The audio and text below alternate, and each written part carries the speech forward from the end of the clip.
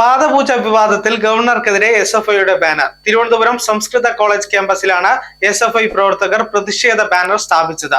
പാദപൂജ ചെയ്ത് നേടിയതല്ല വിദ്യാഭ്യാസം, പാടത്ത് പണിമുടക്കി നടത്തി നേടിയതാണ് വിദ്യാഭ്യാസം എന്നാണ് ബാനറിൽ എഴുതിയിരിക്കുന്നത്. RSSന്റെ തറവാട്ട് സ്വത്തല്ല രാജ്ഭവൻ എന്നും ബാനറിൽ എഴുതിയിട്ടുണ്ട്.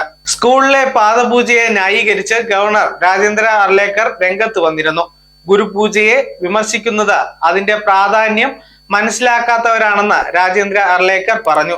ഗുരുപൂജ നാടിന്റെ സംസ്കാരമാണെന്നും അതിന്റെ പ്രാധാന്യം മനസ്സിലാക്കാത്തവരാണ് വിവാദമുണ്ടാക്കുന്നതെന്നായിരുന്നു രാജേന്ദ്ര അർലേക്കറുടെ പ്രതികരണം.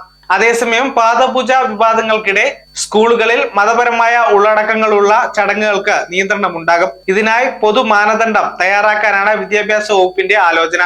എല്ലാ മതവിഭാഗത്തിൽപ്പെട്ട കുട്ടികൾക്കും അംഗീകരിക്കാനാവുന്ന തരത്തിലായിരിക്കും മാറ്റം. പ്രാർത്ഥനാ ഗാനം അടക്കം പരിഷ്കരിക്കുന്നത് ആലോചനയിലുണ്ട്. വിശദമായ പഠനത്തിന് ശേഷമായിരിക്കും തീരുമാനം. അതിനായി ഒരു കമ്മിറ്റിയെ നിയമിക്കും.